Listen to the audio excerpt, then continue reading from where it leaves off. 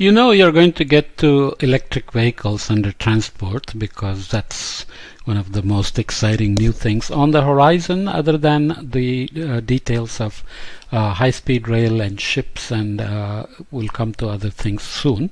EVs rank at number 26 with 10.8 gigatons in reduced CO2 by 2050. The net cost is $14.5 trillion, so that's rather high. And the net savings are high as well in terms of $9.73 trillion. Of course, the savings in CO2 is high as well. This is very typical of what we think about when we think about electric vehicles. There is what is called a range anxiety. People, even though most of the trips made are less than 50 miles, people want to have a sense that they can drive for hundreds of miles before they run out of the battery. So battery ranges still remain order 100 miles and are expected to keep growing. So till then we have to help people with this so-called range anxiety for transitioning to electric vehicles. The numbers from the International Energy Agency on global electric car sales by key markets, which cover China, US, Europe, Japan, rest of the world, and the total world and market shares here. So you can see from 2010 they have grown steadily, especially when you look at the total world. But overall, it still remains rather low in terms of electric car sales and the share of the total market. So that's still a tiny percent. So you can take that as a challenge or as an opportunity as well. And you can see that China dominates. There's, for some reason, maybe COVID, there is a drop from 2018 to 2019, but Europe has grown considerably over that period, and US remains somewhere here, which is still not a big part of the market share or total numbers, because in the US the availability itself is not that high. There are incentives by the government and people still love their big cars and so on.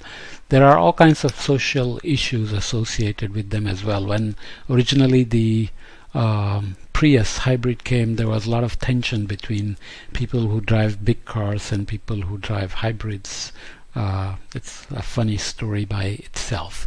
So electric vehicle stock in the EV30 at 30 scenario by the IEA shows in terms of millions of vehicles. Again, plug-in light-duty vehicles, battery electric vehicles, and light combat vehicles. No, I think LCV is light car vehicles, whatever, buses, plug-in hybrid electric vehicle, trucks, and plug-in hybrid vehicles, etc. You can see that trucks still remain a small fraction overall, and that's where the challenge may be. But transitioning the light-duty vehicles, which are very popular in the US, can be a big turning point as well, because people love their pickup trucks, as they are called often. So obviously we need to monitor these, and the book itself here, Drawdown, makes its own projections to see where we will be by 2050 in terms of rankings and CO2 savings and the net costs involved and so on and so forth. The big thing, of course, is where this energy will come from. So looking back at motor vehicle ownerships per 1,000 inhabitants in 2014 from Our World in Data, you can see that countries like China and India, which are still very low in terms of vehicle ownership, whereas rich countries are already high in ownership. Per 1,000 there is more than 500, which means people, families own more than 2 vehicles most of the time. But as economic growth continues, you expect countries like India and China to ramp up vehicle ownership. So that's a opportunity as well to transition, maybe leapfrog the internal combustion engines and jump straight to hybrid vehicles or electric vehicles. So that has to be managed very well in terms of incentives and so on. In terms of energy production, more than 1/3 of the global electricity now comes from low carbon sources, but a lot less of the total energy actually comes from low carbon sources. So if you look at electricity only, oil, coal is still massive in terms of the contribution to electricity as well as to total energy. Gas, nuclear, hydropower, and then wind and solar are other renewables like bioenergy make up for the rest of it. So this is something of concern. So growing the electric vehicles without worrying about the source of electricity is not going to be very productive. So here 63.3% of the electricity comes from fossil fuels, and low carbon sources make up 36.7%. In the total energy, you have oil, coal, again it's big, gas, and then you have nuclear, hydro, wind, and other renewables, biofuels, and solar here. So this is something to be kept in mind. Share of electricity from low carbon sources in 2020.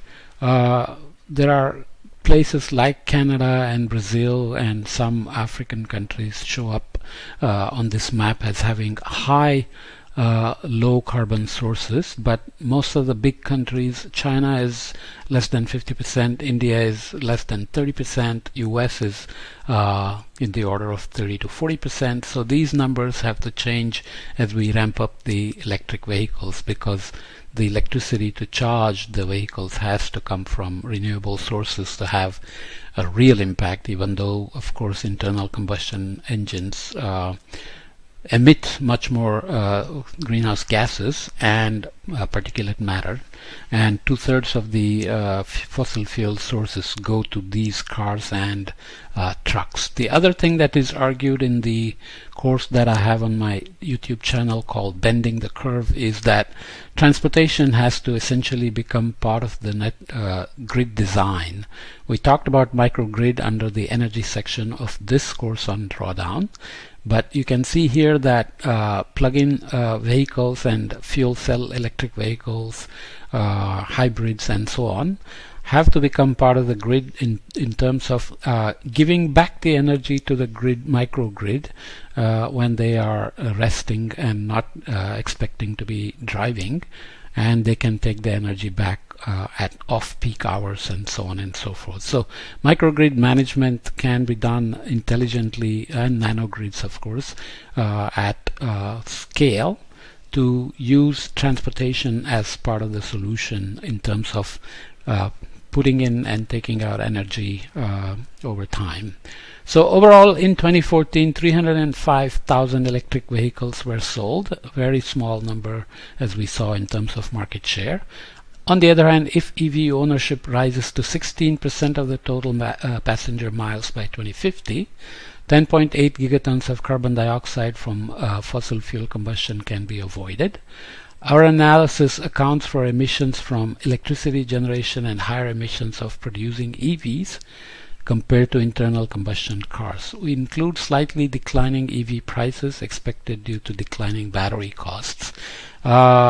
Tesla is trying to sell in India. It's having some trouble in China, but will probably end up being part of the market force there as well. And in the US, Tesla holds a certain cult value as well, like the Apple or Volkswagen Bugs and so on. So as the prices drop and availability increases and other players come into the market, like Toyota and Honda of course, but also luxury cars like BMWs and Mercedes and so on, we expect EV to become bigger and bigger part of the game. And with renewables increasing as part of the energy production, we expect EV to be big part of the overall drawdown. I'm going to do an experiment here and try to add something post facto and see if it works. So I forgot to mention the cute story of Edison and Ford being longtime friends, and Edison wanting to build electric cars. Apparently he promised Ford that he would come up with a long-lasting battery that could drive cars, but in the end he didn't deliver, so Ford went to, of course, T-Bird and other gasoline vehicles. Just looking at the brief history from this EV Box website here, 1828 to 1835, first small-scale EVs were built. So the originals were created by inventors in Hungary, Netherlands, and the US. So it was an international collaboration already. In 1832 to 1839, the first practical EV was built by Robert Anderson of Scotland as a prototype. 1899, EV gains popularity, so actually people were already eager to buy them because they were free of gasoline smell and fewer moving parts and quieter and easy to ride and easy to drive and so on. In 1901, first hybrid EV was built by Porsche, and it's powered by electricity stored in a battery and a gas engine and so on. So you have this long, so 1900 to 1912, EVs were soaring in the US roads. 1930s, EVs already faced extinction because US built these highway system which made people go for joyrides on these nice gasoline cars which had cheap petrol plus also internal combustion vehicles which could give long ranges and so on. 1966 to 73, there was a resurrection. EVs over the moon, of course, in 1971.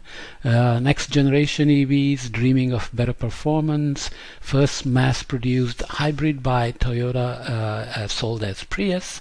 Tesla came along to disrupt the market quite seriously, and here I lost chopped off something here. 2010 EV Box is born. 2010 Nissan embraces nature, so Nissan Leaf and Nissan, what's the other one? They have been doing well. Chevy Volt, Chevrolet got into the market. EV batteries costs dropped by 50%. Then you had multiple choices. Conquerors of the North, so Norway and the Netherlands are leading the world in EV market by then. 36k and counting, so the number of EVs, total number of EVs went up, as we said, even though the fraction of the market share is still very low.